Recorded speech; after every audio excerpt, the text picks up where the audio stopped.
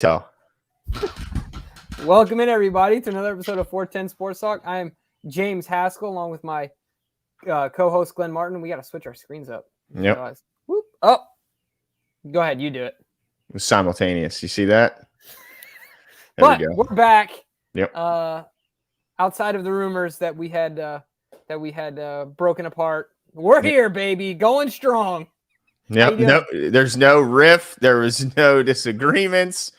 No, doing well, Jimbo. Happy to have you back. Yeah, there's not even millions of dollars on the table to disagree about.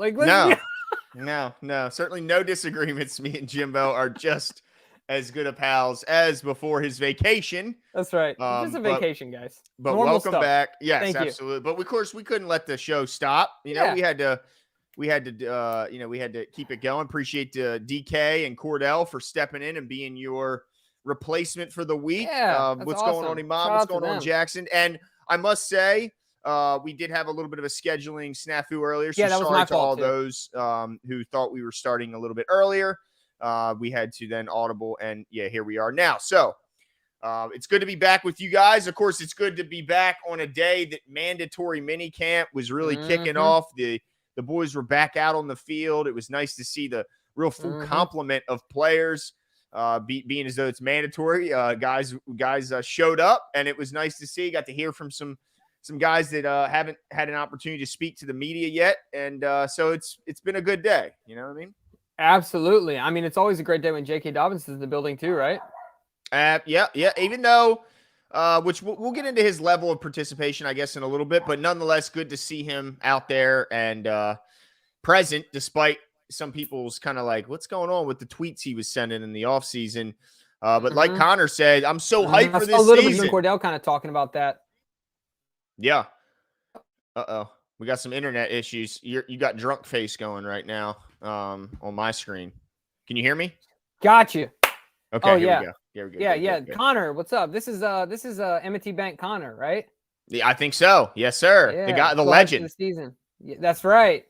What are you guys hyped about? I'm definitely hyped about the season. That's for sure. I mean, I'm hyped about all of it. I'm excited to get through camp and yeah. I mean, I'm just excited to get on the field. I can't believe it's basically, let's see, 3 months away at this point. June, 86 days. There you go. 86 days left. Who's your favorite number 86 Baltimore Ravens player? Todd Heap's pretty good. Has to be, right? It's got to be. Yeah. I know who my least favorite 86. Wasn't Hines Ward 86? I think you're right, but he wasn't a Raven. But yes. I said least favorite player. Oh, yeah, for sure. It was Hines Ward. Yeah, Todd Heap has to be up there. But yeah, 86 days left, and we're excited about it. I know that you are as well. Hopefully we get out to a couple games this year. Man, I can't believe it's upon us. But like you said, it's mandatory minicamp. There's a ton of pressers, ton of snippets, ton of things to talk about. Yeah. But listen, before we get into the Ravens news, quick wanted to bring this up. It's already being mentioned in the comments, but Adrian Amos was visited with the Ravens. All indications visits went well, or I think he was scheduled to visit.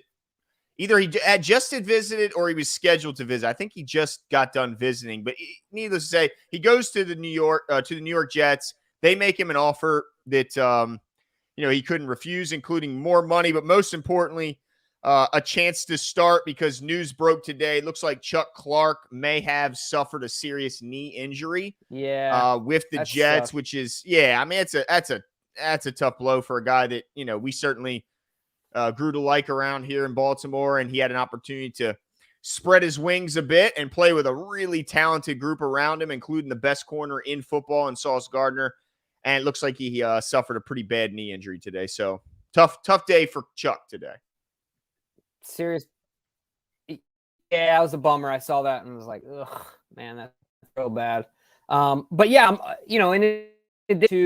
I think what we should do if this to Glenn, why don't we start with the news and notes we play, the guys that kind of stuck out, the pressers. We'll kind of go in that order. What do you think?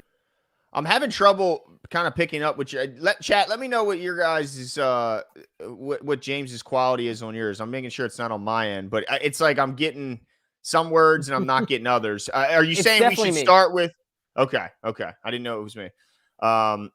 But are you saying we should go with the notes and then address the pressers afterwards? Yeah, that's what I thought. What do you think? Yeah, that's fine. We can do that. Yep. Yeah, okay. Jimmy, the internet All is right, cool. brutal.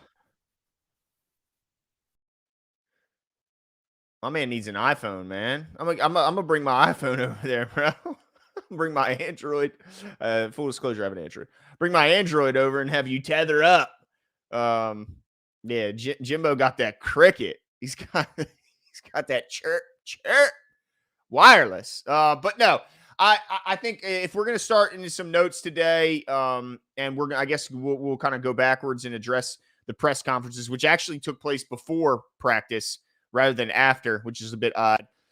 So start with the fact that J.K. Dobbins and Rashad Bateman were there, but they were both on the sidelines. So attendance, yes, but participation, no. And apparently J.K. Dobbins is dealing with a soft tissue injury, and they're just wanting to be precautionary. But it's really disappointing because I was kind of hoping to see what he looked like with his legs, see what the level of extension looked like, explosiveness, if he had some bounce to his step. And then Rashad Bateman, man, it's just disappointing to hear he gets sidelined for this mini camp. Coach said all expectations are that Rashad will be ready when training camp comes around, and really that's what they're gearing up for. Apparently, he had a cortisone shot in his foot today, the surgically repaired foot, which, man, another one that's kind of it's disappointing. But apparently, the shot wouldn't be to address. He had surgery for Liz Frank. And what I'm hearing is that you wouldn't get a cortisol shot for a Liz Frank injury, but a lot of times when guys are recovering from Liz Frank, they can have issues with plantar fasciitis, and that a cortisone shot would be used to treat that. Now, apparently that reaction is quite quickly and can be healed up. So the level of concern, at least what I'm hearing, is relatively low. But of course, any injury news on Rashad Bateman makes you pause a little bit when you consider all the injuries he's already had to deal with in his early career. So hopefully Rashad's back out there and healthy, like coach is expecting. I know we're talking about the pressers later, but OBJ did mention that he's been training with Rashad, thinks he's in a good headspace, and so hopefully that is the case, and that those guys will be back out there and participating, soon enough. But as for those who were out there, the big new name to the group, I think, was Odell Beckham Jr.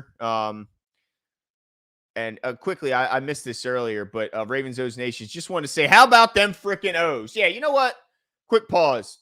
How about them O's? They're up 9-2 right now in the fifth inning, in the midst of a 3-game win streak that looks like they're on their way to a 4-game win streak. Gunnar Henderson hits a grand slam today in a 6-run third inning. By the third inning, folks, every O's starter had at least one hit. By the third inning. So, pretty impressive stuff. Shout out to the O's. I had to get that in there real quick. Jimmy's on his way back, ladies and gentlemen, as he continues to try and fix his internet issues. But getting back to it, Odell Beckham Jr., he was the person I think everyone was most excited to see out there. What's he look like? Post knee surgery. What's he got left? Some people say he was washed. All this and that. Well, I'll tell you what. Just from the few clips that we're allowed to see, I mean, he looked like he had the burst when he went to accelerate out of his break. He looked like he had it. Of course, route running has never been an issue for OBJ. I thought he looked, in the limited time, explosive, quick. I'm excited to see him out there. Jimbo, what are you with us? Can you hear me? Can I get a Roger? Oh boy. Okay. Kinda. It's a little robotic sounding right now, Jimbo Slimbo. Oh man. I love the effort. It looks like the phone is being used now. Yeah. This is he's still working on it, ladies and gentlemen. We need DK to go over Jimmy's house, because DK can fix all issues in the background, as you guys know. But getting back to Odell, The disappointing thing is that I mean, it's not disappointing. It's expected, but we haven't yet seen him kind of go up against Marlon Humphrey and see what that looks like. Because I think that's the battle we're all excited to see is good versus good. You know, they always say the mantra iron sharpens iron, but I want to see that match. I want to see Marlon versus Odell Beckham. I know they butted heads in the past when they were on opposing teams. Hopefully they can keep it to a highly competitive, but not go overboard level in practice, because I think both those guys are going to look forward to going up against the best that the team really has to offer on opposite sides. And then a bit of disappointing news: Tyus Bowser didn't work out in team drills and did leave early. Big year for him in a year where I think there's still a lot of people that say edge is our weakest position and a position we need to add strength to. If that's the case, then they're going to need participation from Tyus Bowser. So let's hope that this is more precautionary and he'll get back out there as well. But let's see. My man out in the car. I'm here. Love the dedication. In the car. Are you driving? This is insanity, dude. No, I'm not driving. I'm literally at my in-laws. I'm at my in-laws' house, and I'm just no driving. driving. In the driveway. Okay, all right. Just sitting in the driveway. But we need Tyus Bowser to show out because we got a lot of question marks at the edge. Yeah, and he's got the only way to show out is to participate, and he right now didn't look like he was yet. Of course, very early, so no reason to be concerned, but definitely need to see him out there. Well, let me ask you a general question, Glenn. Let me ask you a question. So one of the things that OBJ said, I know we're getting to the presser a little later, but one of the things he said to me was pretty telling about how vets view, even though it's mandatory, the minicamp thing. Yeah. He said, he basically said it really doesn't matter till we come back after our month break. Yeah. So how many vets just kind of view it that way at this point? Like, yeah, it's mandatory and we got to be here, but like, it really doesn't matter till we come back, That kind of, sure. When I heard that, I was like, you know what I mean? Like, does any of it concern you? Some guys not participating? It just kind of relieves some stress for me because at first I was kind of like, dang, we got, some guys that should be out there that are kind of doing their thing or doing a thing on a limited basis. But I don't think I'm that worried about it after that.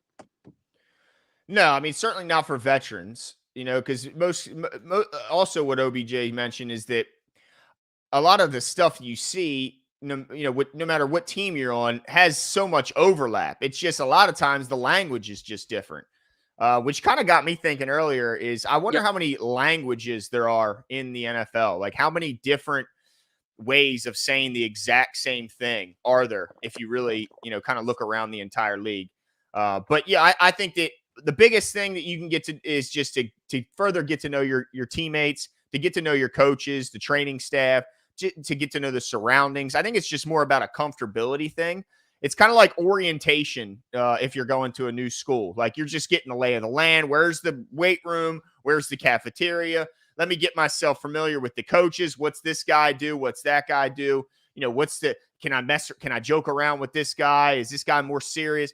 I think it's more about learning your teammates, learning the facility, and learning the staff more so than necessarily the work on the field. Maybe you learn how practice will be structured because I'm sure coaches do so differently. Maybe they have some coaches have ramp up periods. So a lot of it's just learning how you're going to be practicing once training camp rolls around.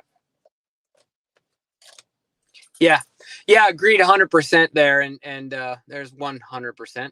But ultimately, yeah, I think you're right. And look, I'm looking forward to these guys to come back. But let me ask you a question because I have some thoughts of my own. What are you looking for right now? What matters to you right now? Like what notes stand out to you that are red flags and what notes stand out to you that are like, all right, this is really good news. With the snippets we get from, this these mandatory mini camps and stuff like that, what are the things that move the needle for you as indicators, either good or bad? Does that make sense?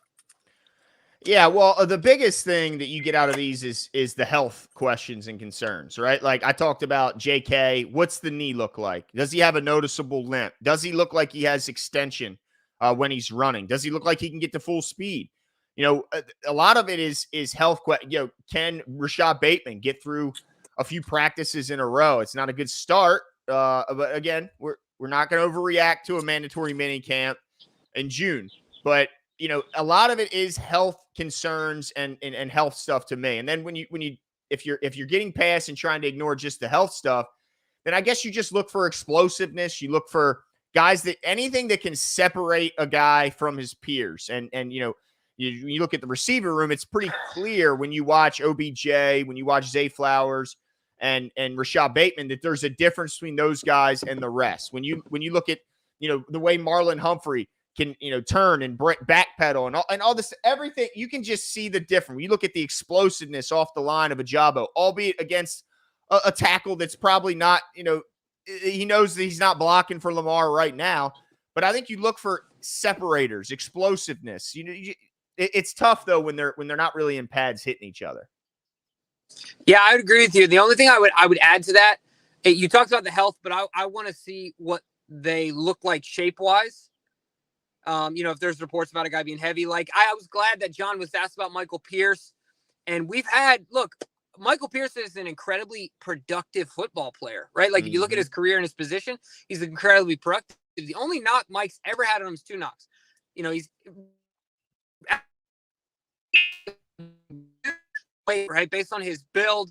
I could see how you could stack on the pounds pretty quickly. So, it was nice hearing that. Just as an example, Mike looks like he's in great shape, and you want to see what shape your guys are in. The other thing too is the mental part of it. So like, you don't want to see mental mistakes, even though running routes against air and, and doing these other things in slow motion and doing individual drills and stuff.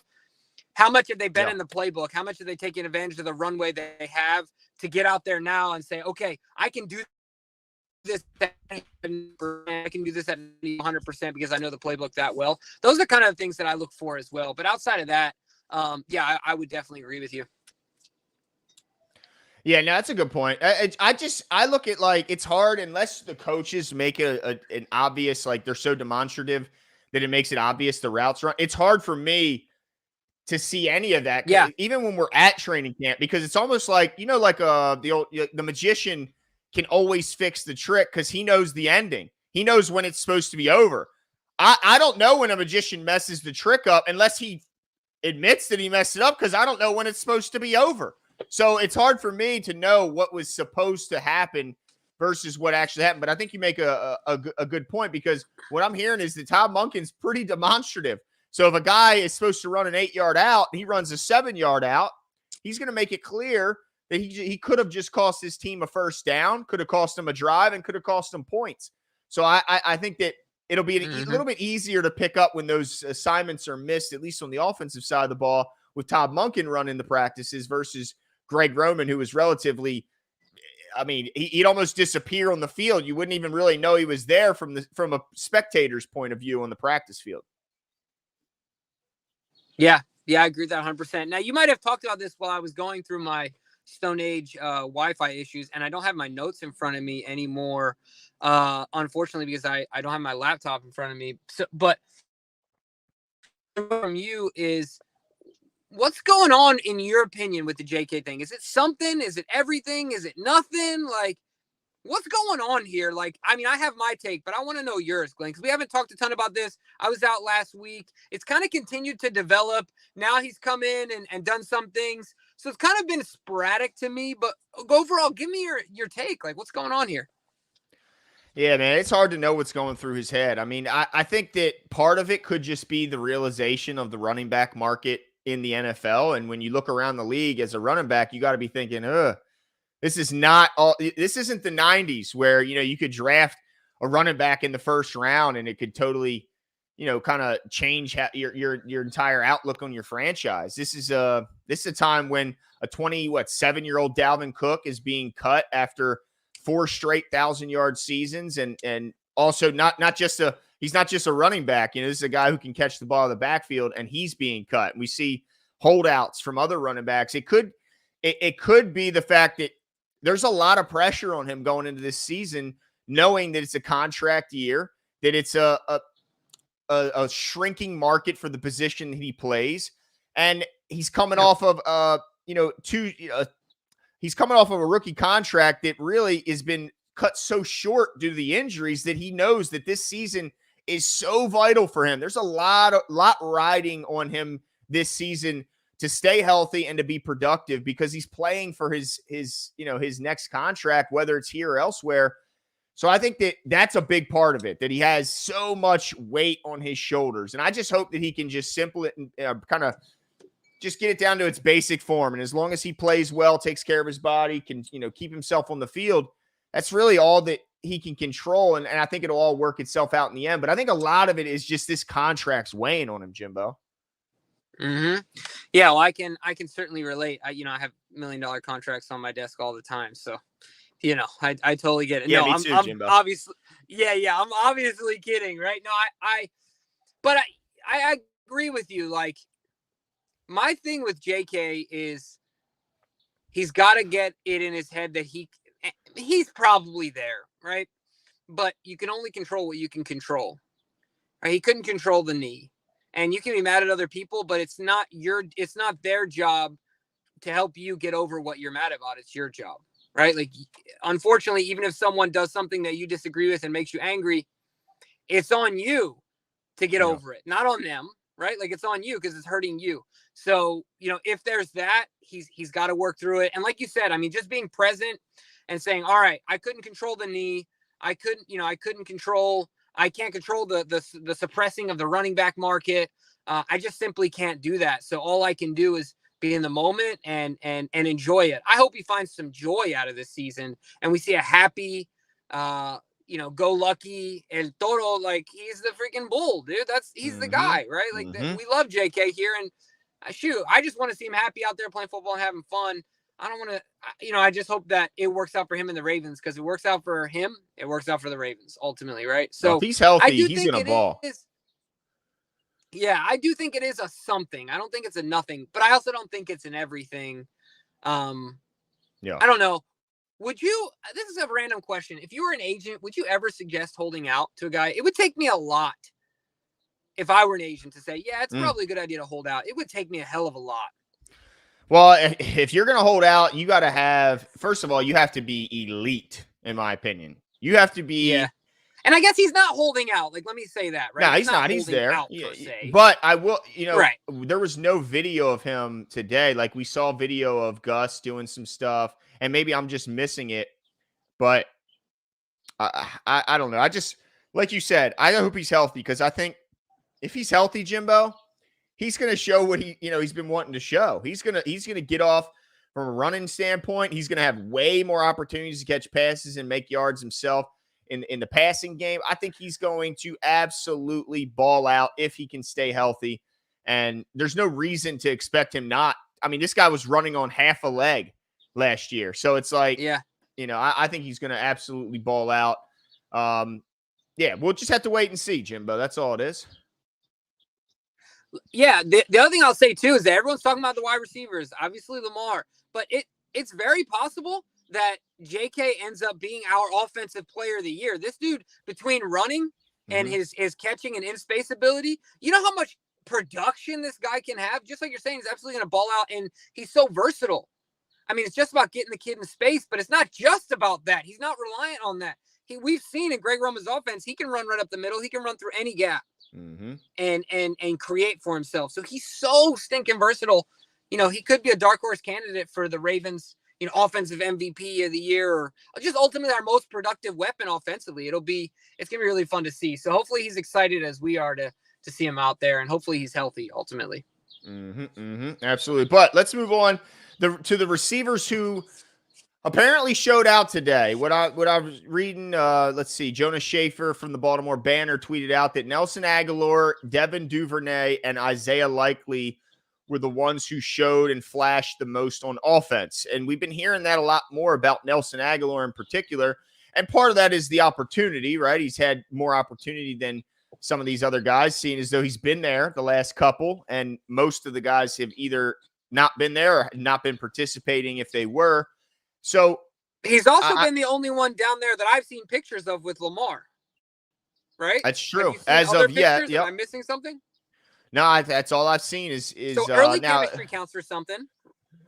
It certainly does. It doesn't hurt to get that done early, but I think that more people will be pictured with Lamar Jackson in Florida in the next month when we have this lull period before training camp. But you're right. Nelson did get a head start on everybody else by meeting up with him earlier and running some drills. Was that the ones where they were in the sand running routes? Was that one? Not that I remember. I remember them being on field. Okay. I think the sand, that was Tyler Huntley and Nelson Aguilar. Ah, good point. Good point. Yep. Yeah. Yep. And then also, I wanted to ask you, well, I guess unless you have something else you want to talk about with Nelson, I did want to get your take on the situation right now with Kevin Zeitler. Yeah, let's talk about it.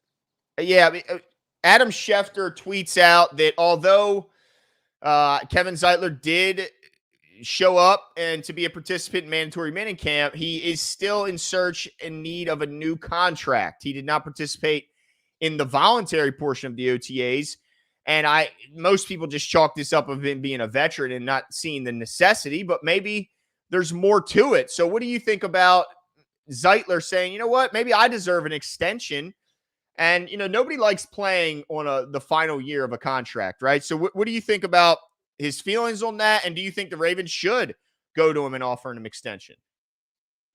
All right. So the Ravens should be proactive about an extension with Zeitler. Abso-freaking-lutely. I guarantee Kevin Zeitler, his agent has to have the easiest job in the world. He doesn't seem to me like he's the guy this is just my perception, no inside information. I don't see Kevin Zeitler as the guy that's banging on the desk like Big Slow or Orlando Brown Jr. saying, I want to be the highest paid tackle, or I want to be the highest paid guard in his scenario, or whatever. I just think he wants the money he deserves. And with that in mind, look at his previous deal. It wasn't that crazy. Like, we got a steal with Zeitler, and I think, sure, maybe you got to pay him some more, but Zeitler's proven that he's reliable. Availability is everything. He's consistent, and he's a prolific player at his position. If there's somebody you got to pay outside Lamar Jackson, gosh dang it, you got to pay Kevin Zeitler. Get it done. Like, I don't understand what, you know what I mean? You got to get this one done. If this one doesn't get worked out, it would be a huge surprise to me. Got to get this one done. What about, so look, most people expect Voorhees to be the starting guard next year at left guard, if I remember correctly. He was a left guard. And some are saying that right guard, it's supposed to be Ben Cleveland's time. I mean, so you think, because if you're paying Zeitler, that means you're letting Ben Cleveland, you're done, you're kind of giving up on, at least, because unless you can get him to sign as an extension as a backup, then he's likely going to go elsewhere to try and earn a starting role. So what exact, I mean, I'm with you, because look, he started all 32 of his games as a Raven. Like, Zeitler, to me, I would love it, but I just wonder how the Ravens view paying their offensive line. They obviously weren't going to pay Ben Powers. They let him leave. They're already paying Stanley. So do you believe that they believe in paying one of their guards and not going with a younger, more inexpensive option? Well, let me say this. What happened with the younger guy in Marshall Yanda? Who got paid? Well, Marshall got paid. Yeah. Marshall got paid, not Grubbs, right? No, yeah. Yeah, and I'm not saying that he's Marshall, right? But certainly Ben Cleveland ain't Grubbs. Right. Like, you know what I mean? It just, so my point is, or Kelechi Osemele for that. I don't care about his age at this. Yeah, there you go. Right. So ultimately, I think you. How many years is he wanting in an extension? Give him a 2-year. That's really a 1 year. Yeah. You know what I'm saying? I just feel like you got to give the known commodity, the guy that's done nothing but show up and show out with every opportunity he's been given, the money. You can't give the guy that has coming out of the bus in Ben Cleveland, but is made of glass. Like, he can't stay on the field. So I obviously want to keep Cleveland, but if you have to choose between the two and it's one or the other, I don't care about Zeitler's age. I want him for the next 2 years than the prospect of Ben Cleveland.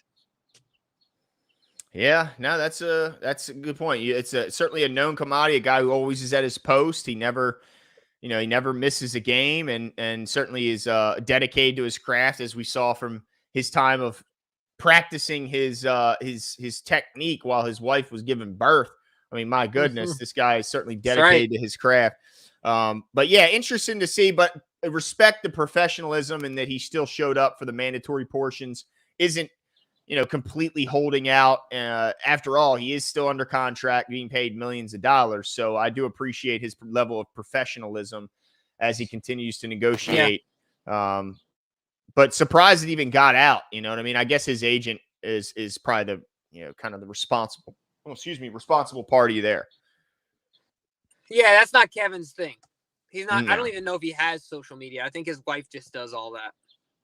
Yeah, probably. Yeah, I would guess. That's how I would roll it. I'm not. You know me, Jimbo. That stuff would be scary as an athlete. I ain't touching that. The stuff you would read about yourself. Yeah, I'm not doing any of that, dude. Forget all that, man. No way, not a chance. You got enough to deal with. Now, other guys that were apparently camp standouts today, Jimbo, and one name might not be a surprise, but I think the other one's a bit of a surprise.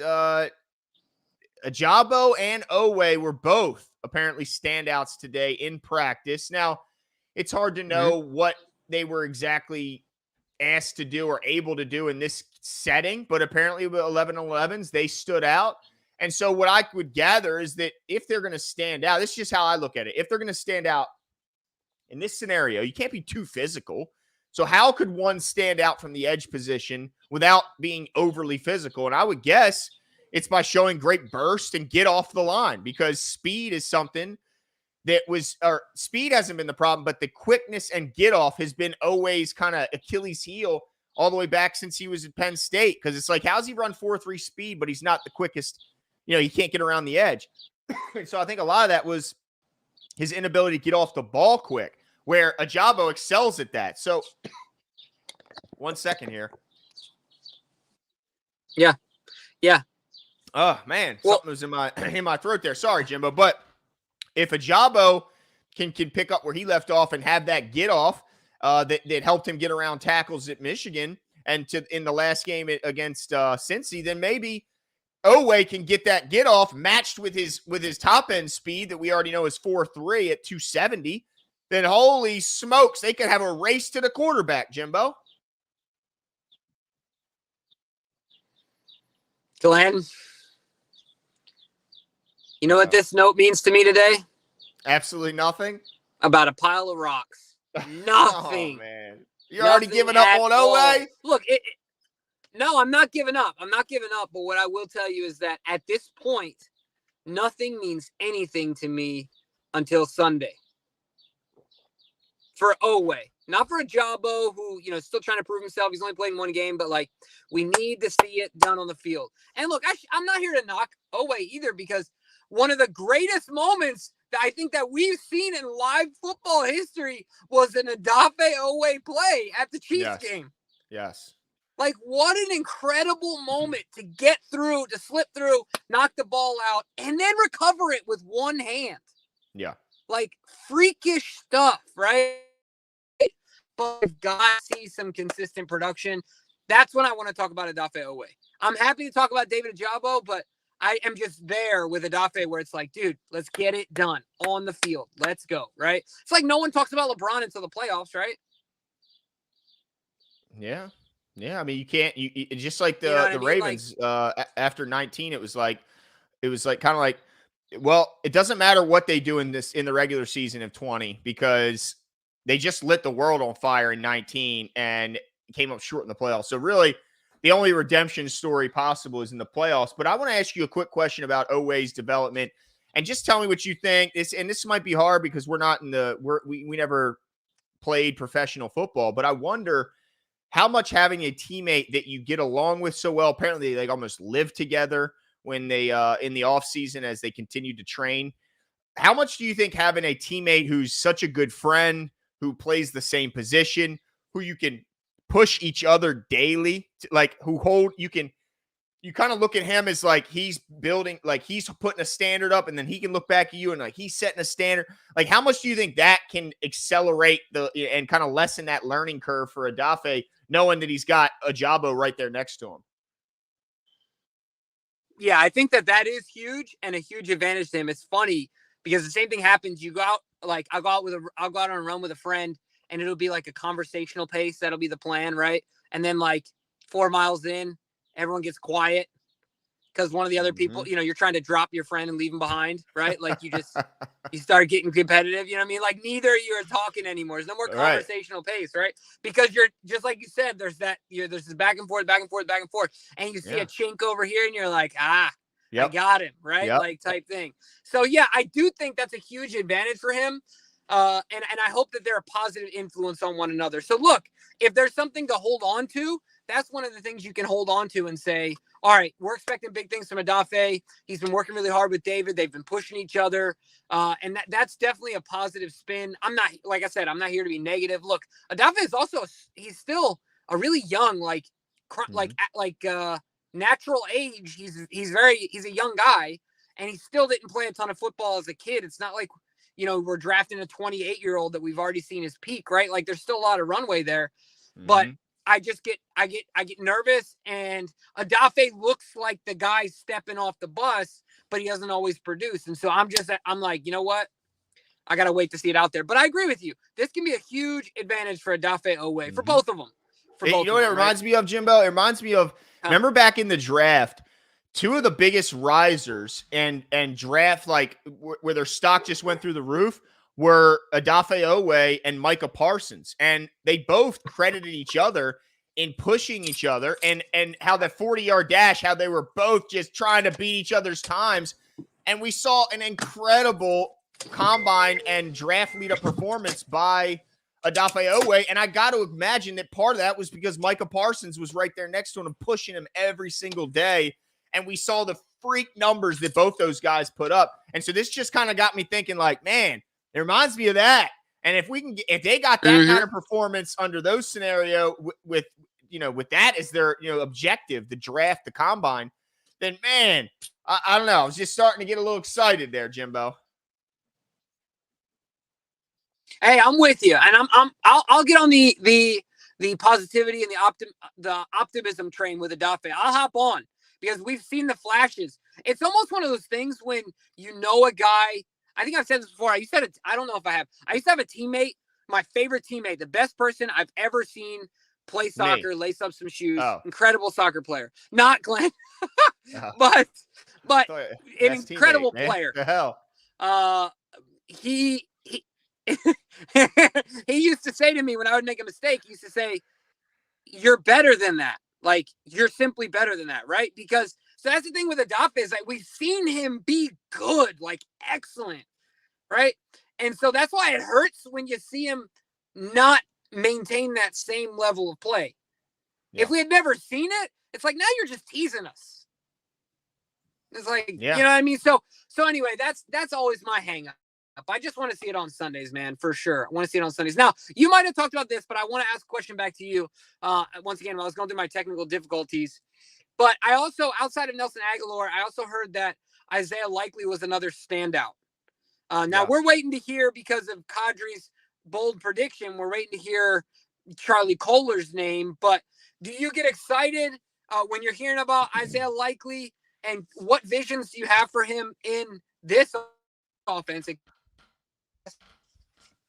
Yeah, I think that the reason we heard a lot about him today is because Mark Andrews wasn't doing a ton of team participation, and so that's probably why we heard a lot about him. But as far as this season, I think he has a chance to play a huge role. I don't think he's going to put up like gaudy, crazy numbers, but I think he's going to be the kind of guy that picks up like big first downs. He get like a sneaky like 5 touchdowns this year. Like I think he's the kind of guy that when the defense is going, all right, it's third down, and who's on the field? All right, I gotta look. I see OBJ over there, Zay's over there. I got to make sure Mark doesn't get off. So Isaiah's gonna end up with like the 4th or 5th best defender, or like he'll be the defense's 4th or 5th object of their attention. So I just think he's going to benefit on just the guys around him making his job so much easier. And then the coaches, I think, are fully equipped to take advantage of his unique skill set. I think he is unique in his ability with the ball in his hands at his size and his position. Mark Andrews is fantastic with the ball, but he does it in a more traditional tight end way. He looks like more he beast, just getting through people. He's fast, but he's huge and he'll just run through tackle. Whereas this guy, Isaiah, is so unique. He's got wiggle at tight end, like he'll put one on you. I just think that Monken's got to be licking his chops, going, man, this is a weapon that I have that I can just put up. Good luck guarding him with a cover linebacker. Good luck guarding him with a safety. Heck no. And then you put a little tiny corner on him, a little 4 or 5, your fourth or your nickel or your dime.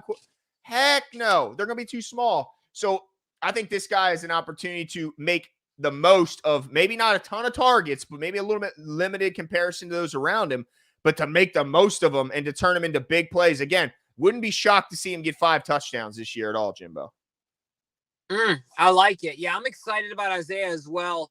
And I really hope Monken I think he will, but I hope he does a better job at utilizing the depth chart at tight end, being that, it shouldn't be so much feast or famine for a guy like that.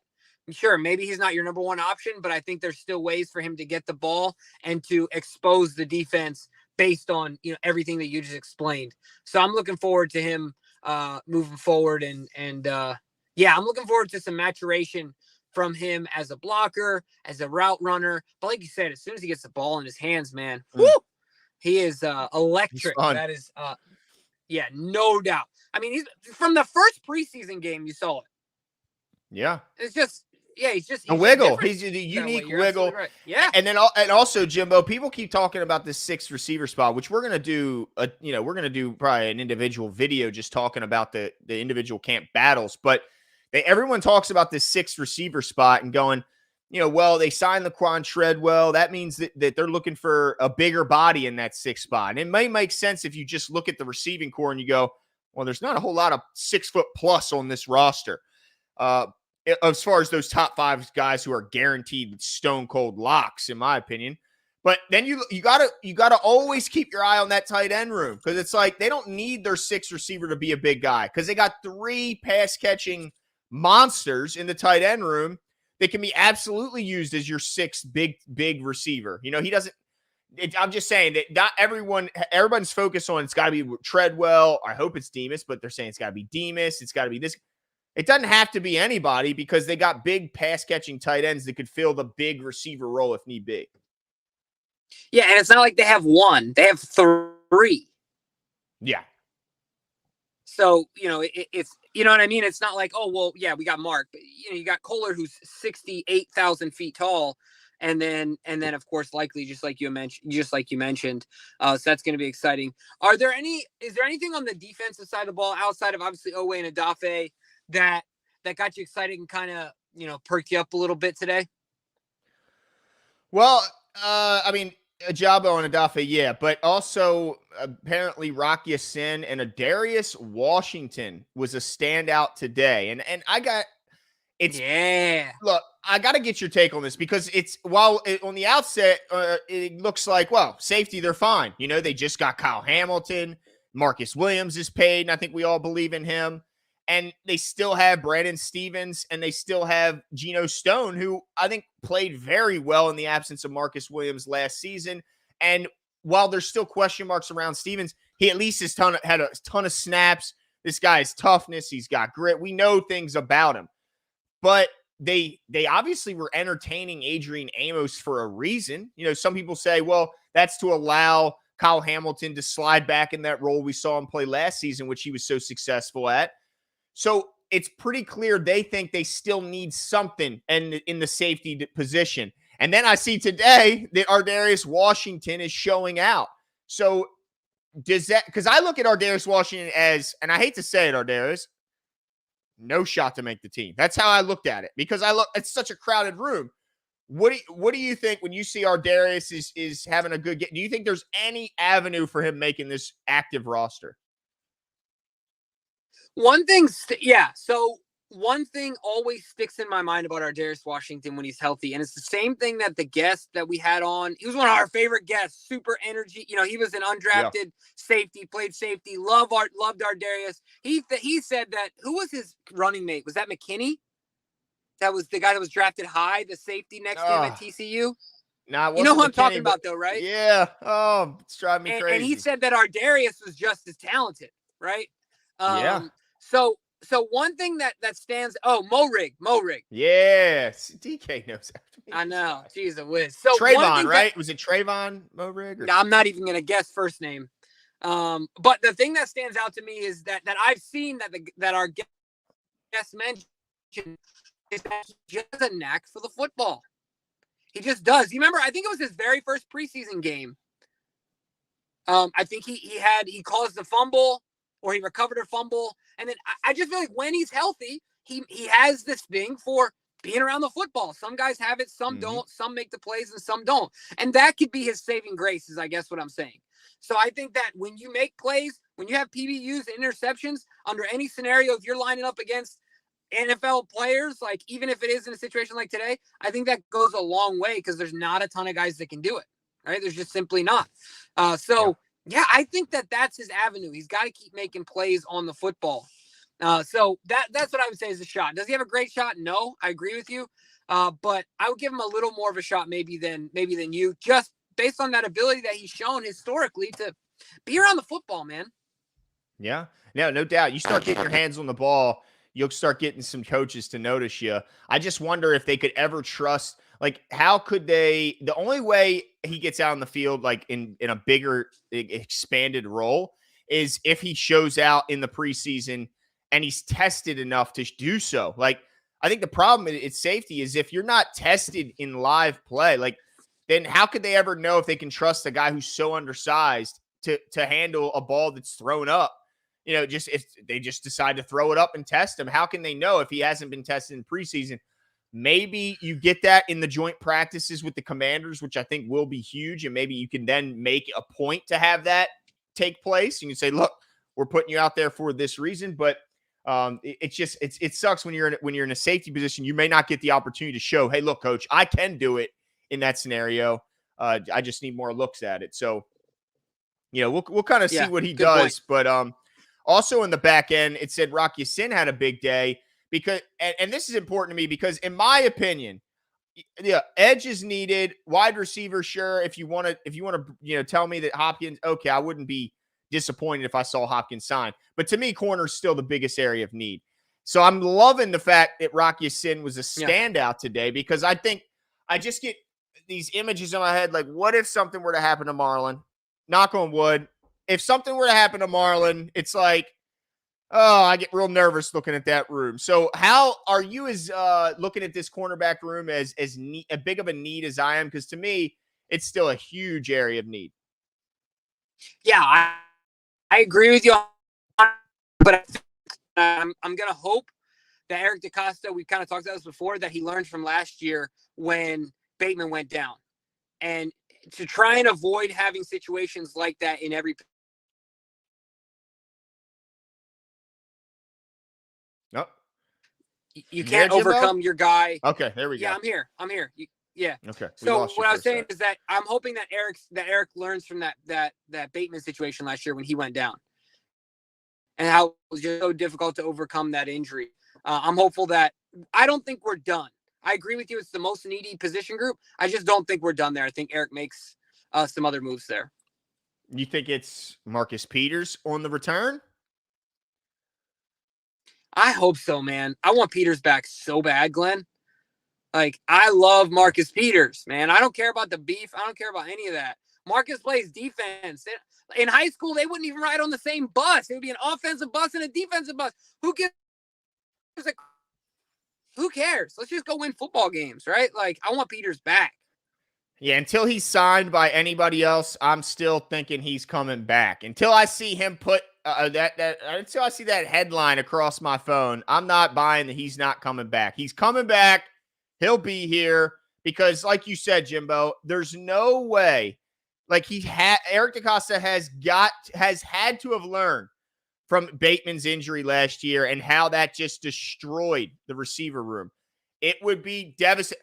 I mean, I hate to say it, but look, Rock Ya-Sin hasn't had a squeaky clean career either. And goodness gracious, if both of those guys get injured at some point, which is not obscene to think 2 of your top 6 corners or 5 corners were to get hurt for a stretch. I'm not saying for the whole.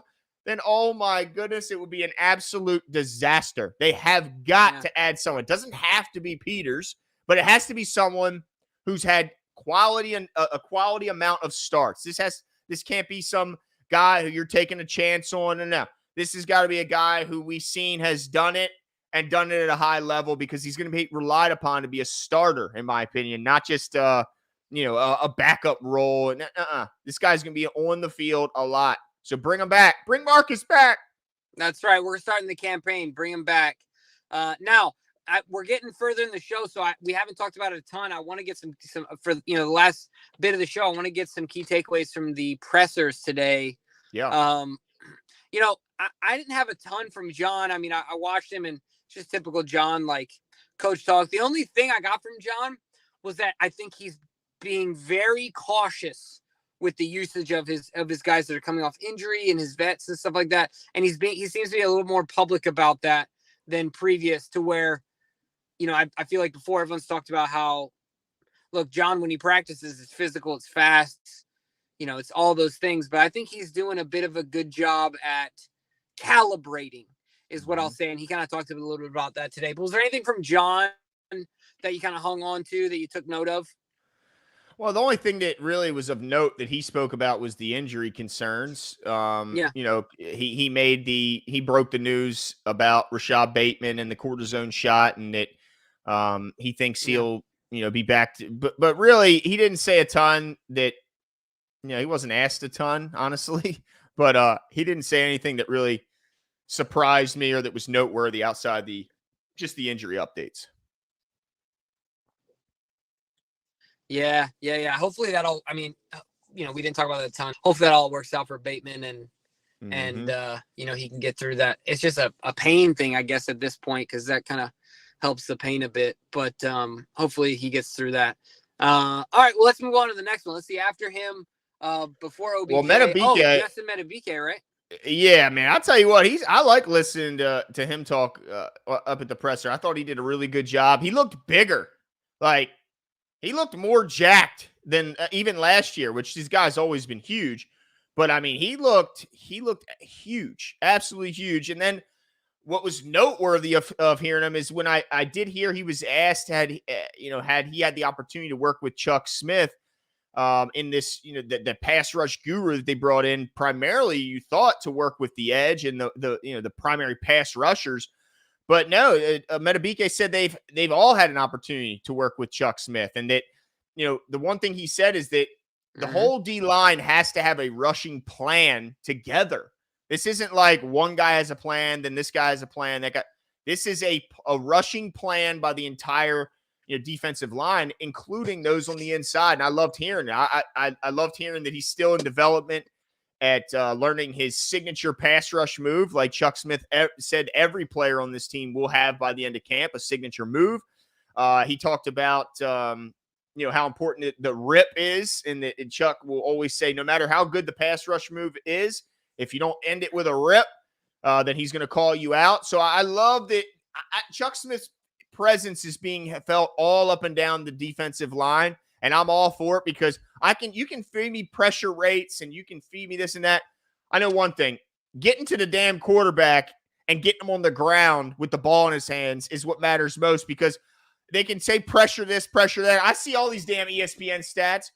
Pat Mahomes, when pressured, 9 for 9 in this game for 380 yards and 3 touchdowns. It's like, pressures are great, but get the damn guy on the ground. So I loved hearing that Chucky Smith was everywhere. Yeah, I don't know if there's anyone in the Hall of Fame that got in for a high pressure rate. Right, exactly. Best pressure rate in NFL history. Welcome to the Hall of Fame. Nah, it doesn't really work that way, right? So yeah, I agree with you, and I think Metabike has the right mentality. He reminded me, he's seems to have adopted the Marshall Yanda mentality of just keeping your head down and going to work. And I think that's really important in the space he's at in his career, where he's still trying to learn. He's at a contract year, and so I'm expecting big things out of him.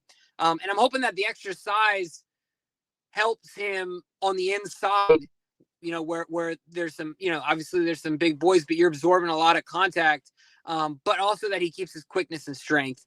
So I'm looking for that. But the other thing too, I wanted to talk about OBJ's presser was OBJ was kind of funny today because there wasn't a ton of energy. Like he's kind of relaxed and still getting the lay of the land and getting to know folks. And, kind of like you were talking about before, it's a bit of an orientation period. But I loved hearing him talk about Lamar and how excited he is to play with Lamar Jackson, and this being, the reason why he came here. And then I also liked when Cliff Brown talked about or asked him about the knee, what he said about, I just like being able to get up and run whenever I want and not feeling any pain when I get up in the morning, get out of bed. Those are huge things, right? Because until you get to this point, can you truly progress as a football player, right? You know what I mean? Before it's just all recovery, but now we got him at a chance where he's not focused on recovery anymore. He's focused on progressing as a player, getting stronger, getting faster, learning the offense. It's not just get your knee healthy. So overall, I'm stoked about Odell Beckham and really looking forward to what he can do in this offense, man. Yeah, it seems like he really understands his role here. It seems much more. He seems just every time I hear him talking, just like he's much more mature than the national media would have led you to believe he is. Like he just seems like he's ready to be the vet in the room. He talked about having some of his teammates, said that you remember watching him back when they were in grade school and how, kind of different that is being the veteran in the room and what he expects to get out of minicamp and why, what he thinks he can learn and gain from being in this small little camp.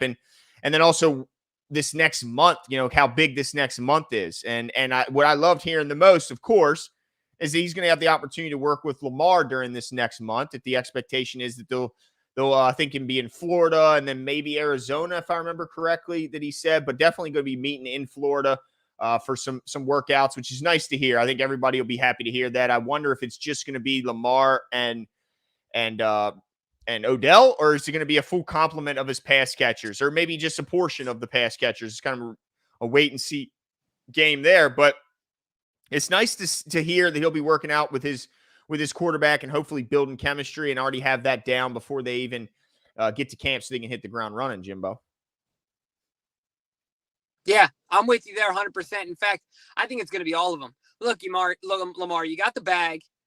If the guys don't want to pay for their flights or their stay down, just pay it.